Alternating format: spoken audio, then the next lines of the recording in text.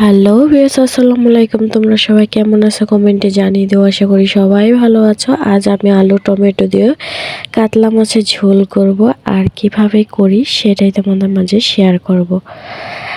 তো প্রথমে তার জন্য আমি আজ মাছগুলো ভেজে নিচ্ছি কড়া কড়া করে, যেহেতু কাতলা মাছ কষিয়ে রান্না না করলে তেমন একটা বেশি ভালো লাগবে না আলু দিয়ে টমেটো দিয়ে। তো এটা ভেজে রান্না করলে কিন্তু এটা তরকারিটা খেতে বেশ লাগবে।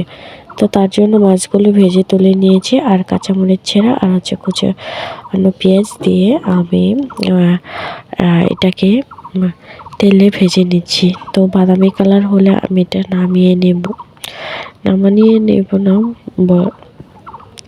এটার ভেতর পানি দিয়ে মশলা কষানোর জন্য পানি দিয়ে দেব। তো এই তো মাছগুলো তুলে রেখেছি, সাথে একটা বাটা মাছও আছে। তো এগুলো হচ্ছে আমাদের দেশি কাতলা মাছ, তো চাষ করা না, এগুলো বিলে থেকে ধরে আনা হয়েছে। তো এদিকে আমি পানি দিয়ে কড়াইতে মশলার আইটেমগুলো সব কিছু দিয়ে দিলাম। হলুদ গুঁড়ো, মরিচ গুঁড়ো, আদা রসুন বাটা সব কিছু দিয়ে স্বাদ মতো লবণ দিয়ে আমি মশলাটাকে ভালো করে কষিয়ে নিচ্ছি।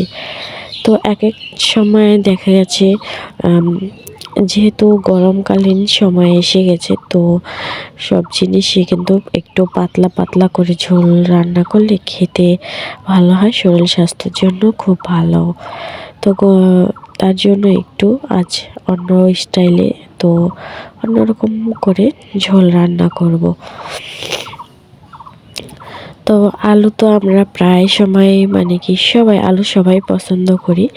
তো অনেকে আছে আলু পছন্দ করে না। তো আলু টমেটো আমরা সবাই অনেক মানুষেরাই পছন্দ করি, অনেকভাবে রান্না করি আলু টমেটো দিয়ে। তো আজ আমি টমেটোগুলো আগে দিয়ে দিয়েছি, কারণ আলু টমেটোগুলো পরে দিলে দেখা যাচ্ছে শক্ত হয়ে থাকে, সেদ্ধ কম হয়, তখন কিন্তু খেতে ভালো লাগে না। আর একটা নুন একবারে নরম হলে তখন কিন্তু টমেটোটা খেতে ভালো লাগে। তো এই টমেটোর ভেতরে আমি তো আলু কুচানোগুলো দিয়ে দিলাম, ধুয়ে দিয়ে দিয়েছি। এখন সবগুলো আমি মশলার সাথে ভালো করে মাখিয়ে নেব যাতে মশলার আলুর সাথে ভালো করে মেশে, আর লবণ হলুদ সব কিছুতে অ্যাডজাস্ট ভালো হয়।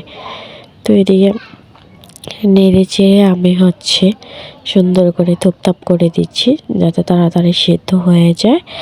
আর এদিকে জালটাও নেভে গেছে, এটাও ধরিয়ে দিব। তো ঢাকনা দিয়ে ঢেকে দিয়েছিলাম, পরে ঢাকনাটা তুলে আবার দেখি একেবারে পানিটা টেনে গেছে। তো আমি একটুখানি ঝোল বেশি করে দিয়ে দিয়েছি যাতে আর দ্বিতীয়বার দিতে না হয়। তো মশলাটাও কষানো হয়ে গেছে, আলু টমেটো সব কিছুই হয়ে গেছে, ঝোল দিয়ে ঢাকনা দিয়ে ঢেকে দিয়েছি। তো এরপরে আমি মাছ এই ঝোলের ভিতরে ছেড়ে দেব। মাছের ঝোলটা যাতে মাছের ঘ্রাণে এবং স্বাদে ভরপুর হয়, এজন্য মাছগুলো ছেড়ে দিলাম। আর এই যে এখানে একটা বাটা মাছও আছে, যেহেতু বিলের মাছ তো এটার সাথে বাটা মাছও আছে। আর কাতলা মাছ কিন্তু খেতে অনেকে পছন্দ করো, তো কার কেমন পছন্দ জানি না, আমার খুব ভালো লাগে। আমি কিন্তু সব ধরনের মাছ খাই, পোয়া মাছ বাদে। তো পোয়া মাছটা খাই, একেবারে কম খাই, কারণ ওইটা আমার ভালো লাগে না।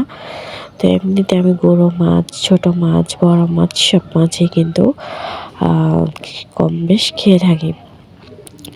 আর এদিকে চালটা যেহেতু চুলাটা একটু ছোট টাইপের, কড়াইটা একটু বড় পরিমাণে হয়ে গেছে।